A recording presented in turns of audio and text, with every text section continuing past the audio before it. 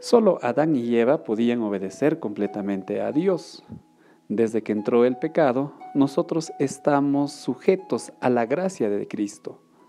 Entender esto es importante para estudiar los dos pactos. Bienvenidos al bosquejo de la lección número 10. Recuerda que un buen repaso está basado en la estructura del MEAC. Ahora veamos los 3 objetivos para esta semana. Primero vamos a identificar los dos pactos. Luego vamos a reconocer el fracaso humano al confiar en nuestra capacidad. Por último, confiaremos en Dios, pues Él cumple sus promesas. Primer objetivo, los dos pactos. Aquí encontramos el pacto que Dios establece con Adán y Eva. En este pacto, Dios busca una relación entre Él y sus hijos. Los textos de Génesis nos dicen que este pacto entre Dios y el hombre estaba basado en la obediencia.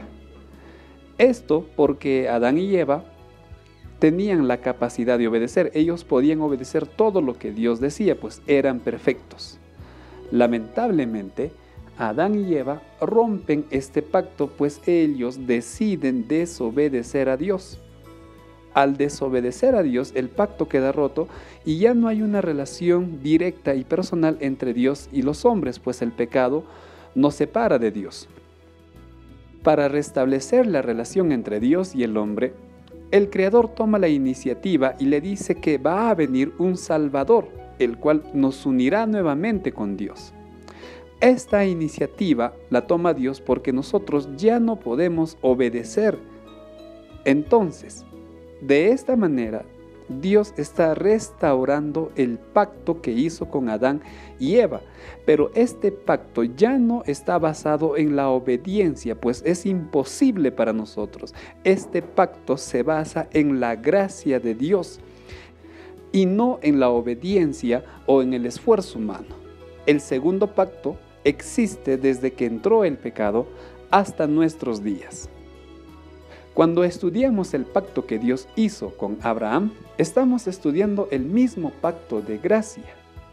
En este pacto, Dios acuerda con Abraham de la forma como lo hacían en esos tiempos: colocar animales muertos partidos por la mitad y caminar entre ellos. Esta práctica sugería que la garantía del pacto era la vida de la persona, y Dios, dice la lección, puso su vida como garantía para que se cumpla el pacto que estaba haciendo con Abraham. ¿Qué pacto? El de darle un hijo y hacer de Abraham, de su descendencia, una gran nación. Ante este pacto, Abraham simplemente tenía que esperar confiado en Dios, no tenía que hacer nada más. Sin embargo, Abraham decide confiar más en su esfuerzo que en Dios, tal como veremos en el siguiente objetivo. El fracaso del esfuerzo humano. Dios le hizo un pacto a Abraham, el de darle un hijo. Sin embargo, Abraham decide ayudar a Dios. Habían pasado 10 años desde aquel pacto y Abraham no tenía hijo. Siguiendo el consejo de Sarai, Abraham se une a su esclava Agar y fruto de esa unión nace Ismael. Y Abraham supone que Ismael es el descendiente, el hijo que Dios le había prometido. Este acto, toda esta escena es desaprobado por Dios. Y en consecuencia, Ismael no es el hijo de la promesa y Dios rechaza a Ismael como hijo de la promesa. Es más, el apóstol Pablo llama a Ismael hijo de esclavitud. Eso está en Gálatas 4, 24 y 25. Por lo tanto, pretender alcanzar las promesas y la gracia de Dios por medio de su esfuerzo fue para Abraham un error. Este mismo error se ve más adelante cuando Dios está pactando con el pueblo de Israel. En el monte Sinaí, Dios está presentando al pueblo de Israel sus leyes y en respuesta el pueblo responde con un enfático sí, haremos. Nuevamente aquí vemos el esfuerzo humano como el medio para alcanzar la gracia de Dios.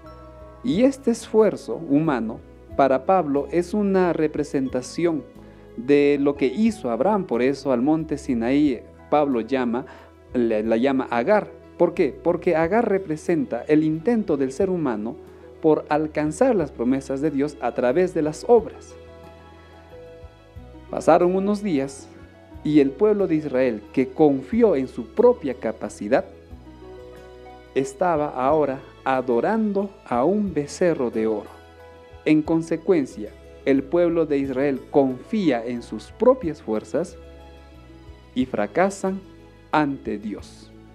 Por lo tanto, podemos concluir, viendo el ejemplo de Abraham y el ejemplo del pueblo de Israel, que el esfuerzo humano siempre va a fracasar cuando pretende alcanzar la salvación por sus obras. En el último objetivo vemos el cumplimiento de la promesa por parte de Dios. A pesar del pecado que cometió Abraham, el Señor reveló su amor y misericordia, pues Él decidió cumplir la promesa que hizo. Abraham y Sara, en su momento, tuvieron a Isaac. Génesis y Hebreos nos dicen que el nacimiento de Isaac fue una obra milagrosa, fue obra de Dios, muy diferente al nacimiento de Ismael, en el cual obró simplemente el ser humano. Entonces, Isaac es fruto de esa promesa. Al mismo tiempo, el apóstol Pablo utiliza la relación que vivió Ismael con Isaac, acoso, burlas y todo ello. Esto para que entendamos que como pueblo de Dios vamos a sufrir diferentes tipos de acosos, burlas e inclusive persecuciones. Pero a pesar de todo ello, Dios promete a su pueblo, a sus hijos, una protección y bendición muy especial. El Señor no solo cumple su promesa, también protege y bendice lo que Él hace. En resumen de lo bosquejado diremos, solo podemos alcanzar la salvación aceptando la gracia de Dios. No confiemos en nuestras fuerzas. Hacerlo solo nos llevará al fracaso. Y por último, confiemos en la promesa de Dios, pues Él la cumplirá. Finalmente, tomemos una decisión con nuestra clase. Busquemos cada día la gracia de Cristo y confiemos en sus promesas. Y estas maravillosas obras de Dios compartamos con otros, con aquellos que no conocen el amor de nuestro Señor. De esta manera, hemos llegado al final de nuestro bosquejo. Una vez más, muchas gracias por ver este video. Que el Señor te bendiga. Hasta la próxima semana.